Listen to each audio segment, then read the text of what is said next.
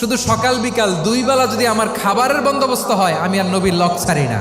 আমার আনসার সাহাবারা ক্ষেত খামারের কাজ করতো, আমার মুহাজির সাহাবারা ব্যবসা করতো, আর আমি নবীর সাথে সাথে থাকতাম। 5374টা হাদিস তিনি বর্ণনা করেছেন।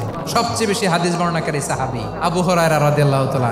বিড়ালের বাবা কি করতেন? খালি হাদিস মুখস্থ করতেন। হাদিস প্রিজার্ভেশনের কাজে বিশ্বনবী ওনাকে কাজে লাগিয়েছেন। উনি একদিন বলেন, ইয়া রাসূলুল্লাহ আসমাউ মিনকা কাসীরান ফালা আহফাজু। নবী অনেক কথা শুনি, আমার মনে থাকে না। বিষ্ণু বললেন, তাই তোমার চাদরটা বিছাও। আবু হুরায়রা বিছালেন। বিশ্বনবী হাত বুলায় দিলেন। এরপরে অনেক হাদিস বর্ণনা করলেন। আবু হুরায়রা বলে, তারপর থেকে বিশ্বনবী যাই বর্ণনা করে আমি শুনি আর একটাও ভুলি না। এখন সুবহানাল্লাহ। বিশ্বনবী ওনাকে নবীর এই যে লক্ষ্য হাদিস প্রিজার্ভেশনের এই দায়িত্ব দিয়েছেন সাইয়েদনা আবু হুরায়রা রাদিয়াল্লাহু তাআলা।